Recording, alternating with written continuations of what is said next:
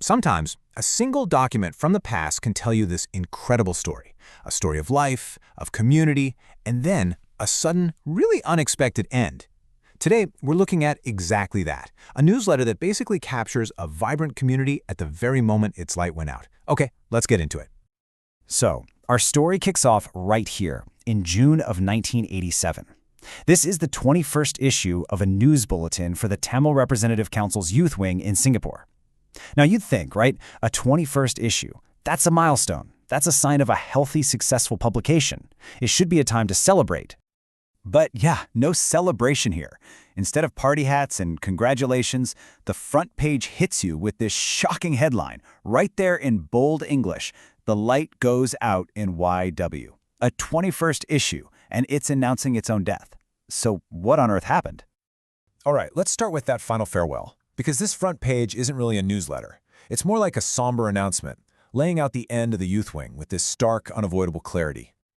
And look at this, it's not just one thing, it's like a domino effect. The founder, he resigns. The chairman, he resigns too. All the advisors are set to leave. Control of the committee is being handed over, and big future events like this evening of Indian dances are just canceled. I mean, this is a complete and total shutdown. And this one sentence from that front page just says it all. There's no trying to soften the blow. It states very plainly that this period of growth is over. So the story's finished, right? Well, that just makes you wonder even more. Why? Because if that was the end, you have to ask, what was the life of this community actually like? And to find that out, all we have to do is turn the page and look inside this one last issue. And what you find inside is a world away from that grim front page. Check this out, a report on a family picnic at East Coast Lagoon. It was for everyone, members, their parents, their kids, a big joint event, all about family and community. The newsletter even says, on the whole, the picnic was a great success, and all of us enjoyed ourselves very much. And this wasn't just a one-time thing either. They had picnics in Desaru, which is all the way over in Malaysia, and hiking trips up Bukit Timah Hill. This tells you something, right? This wasn't some stuffy, formal organization. It was an active, lively group of people who actually liked hanging out together. The takeaway here is that this was a community that knew how to have a good time. We're talking swimming, horse riding, games, lucky draws, even putting on songs and sketches. Just a group that was absolutely full of life. But their work went a lot deeper than that, especially when it came to the younger generation. Yeah, beyond all the social gatherings, the youth wing was deeply invested in the future. They were creating programs for little kids and for young adults who were just trying to figure out their careers. And you can see that focus so clearly right here. On one hand, you've got story time for children, trying to get the little ones excited about reading. And on the other, a really forward-thinking talk on careers by computer learning, helping older kids get ready for the modern world.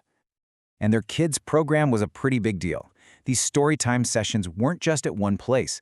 They were happening at 4 different branches across the island. And they were proper events with songs and crafts and little competitions. You know what's also kind of great? The newsletter is just really honest. Here's a quote about a talk they held on Tamil literature. It says it was inspirational and interesting, but then it also admits that because it was on Valentine's Day, not as many people showed up as they'd hoped. It's such a human little detail, you know? It shows you the real-world challenges these volunteer organizers were dealing with. So yeah, this group was way more than just a social club. The youth wing was a real intellectual and cultural hub. They were engaging with serious national issues and were actively creating their own art. I mean, look at this. They held a forum on the falling birth rate. Back in the 80s, this was a massive national conversation in Singapore. So by hosting this, the youth wing was plugging their community right into one of the most important debates happening in the entire country. And get this, they weren't just talking about culture. They were making it. This table actually shows a list of books they published themselves. We're talking history, plays, and literary research, all in Tamil. I mean, this is a group with some serious intellectual and artistic ambition. So we've painted this picture, right? A thriving, multifaceted community. It's social, it's educational, it's intellectual, it's cultural, the whole package, which just brings us right back to that huge contradiction on the front page. We're right back where we started, a community that's having picnics, holding story time for kids, debating national issues, and even publishing books. How does a community so obviously full of life suddenly announce that its light is going out? The contrast here is it's jarring, isn't it? On one side, you have everything we just saw inside the newsletter. The picnics, the career talks, the kids' story hours, the national forums, publishing books, a picture of a vibrant, growing community. And on the other side, you have the cold, hard reality from the cover.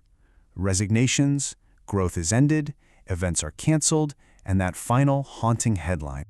And yet, even in this really sad final announcement, there's this one little flicker of hope. These are the last words from the founder and chairman. After announcing the end of the whole thing, they say this: "But we shall go on to do what we can do to contribute to Singapore." The organization might be over, but that spirit of contribution, they're hoping that will live on. So at the end of the day, this single document is a time capsule. It perfectly preserves this image of a lively, meaningful community at the exact moment it vanished. It doesn't tell us why the light went out, but it leaves all of us with a much bigger question to think about. For any group, for any community, what does it truly take to keep its light shining bright?